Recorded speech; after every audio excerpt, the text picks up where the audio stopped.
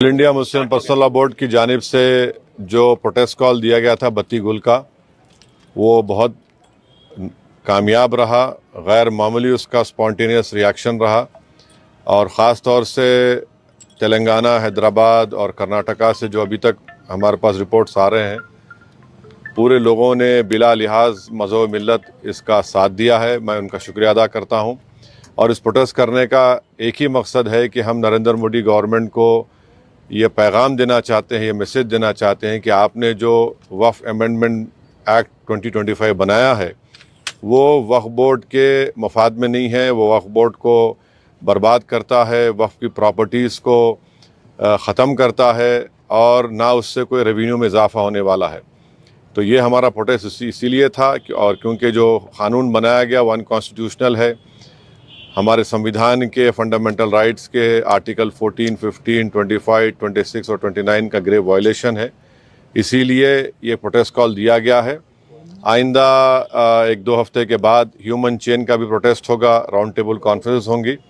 तो ये हमारा प्रोटेस्ट उस वक्त तक चलता रहेगा जब तक नरेंद्र मोदी की हुकूमत इस बिल को वापस नहीं लेगी। मैं आप तमाम का शुक्रिया अदा करता हूं जिन्होंने इस बत्ती गुल प्रोग्राम में हिस्सा लिया।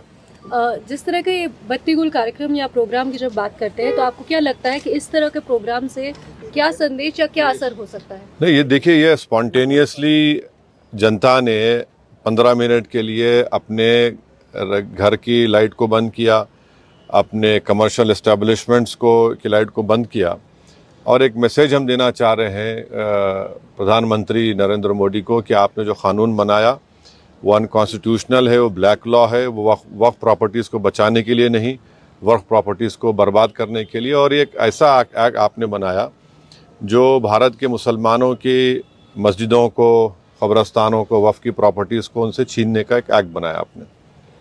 जिस तरह का भी माहौल बना हुआ है देश में, आतंकवादी जो घटना हुई है, आपने भी उसको कंडेम किया है, लेकिन ऐसे हालात में आपको लगता है कि देश में अगर अंदरूनी तौर पर इस तरीके से विरोध होगा? नहीं, देखिए, जहाँ तक पहलगाम में जो हुआ है उसको तो हम आउटराइटली कंडेम कर रहे हैं और करते रहेंगे।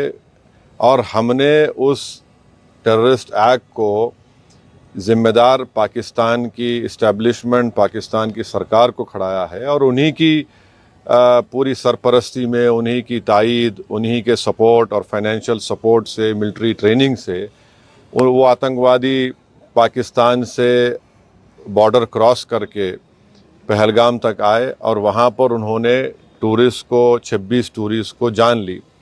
और सबसे अफसोसनाक और सबसे तकलीफ़देह बात यह है कि उन्होंने उनकी फैमिलीज़ के सामने ख़वातीन को, महिलाओं को, बच्चों को अलग किया और मर्द लोगों को एक जगह खड़ा करके उनका रिलीजन पूछकर, जो हिंदू थे, उनको गोली मारी।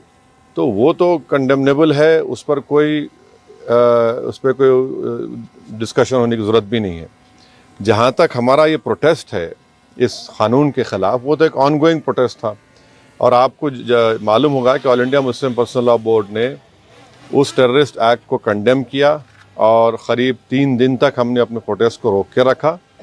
तो ये पहले से तयशुदा प्रोग्राम है। जहाँ तक देश की अखंडता, देश की इंटीग्रिटी की बात आएगी, उसमें तो कोई कॉम्प्रोमाइज़ नहीं हो सकता।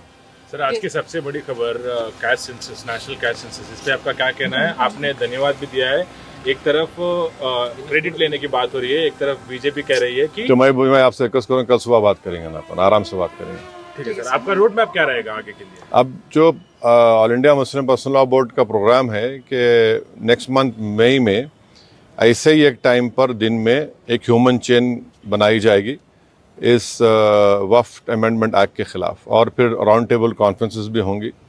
तो बकरीद से पहले 6 जून तक ये प्रोटेस्ट प्रोग्राम चलेगा। बाद का program all India Muslim personal law board तय करेगी। कांग्रेस अपनी तरफ से जो है आंदोलन कर रही है, प्रोटेस्ट कर रही है, तो क्या एमआईएम की तरफ से क्या आंदोलन कर रही है? जैसे वो इंदिरा पार्क में भी एक प्रोटेस्ट करना चाह रहे थे और उसके किस बारे में? इसी को लेकर। तो अब हर एक कर सकता क्या है। एमआईएम भी ऐसा कुछ प्लान कर रही है? नहीं, देखिए, हमारा जो प्रोटेस्ट प्रोग्राम है हम all India Muslim personal law board के ही उनके इंस्ट्रक्शंस पर, उनके साथ हम प्रोग्राम कर रहे हैं। जेएसी जॉइंट एक्शन कमेटी और हर कोई प्रोटेस्ट कर सकता है, इसमें क्या, उसमें कोई दो राय नहीं। मगर हमारी पार्टी ने फैसला किया कि हम under the umbrella of all India Muslim personal law board ये प्रोटेस्ट प्रोग्राम करेंगे।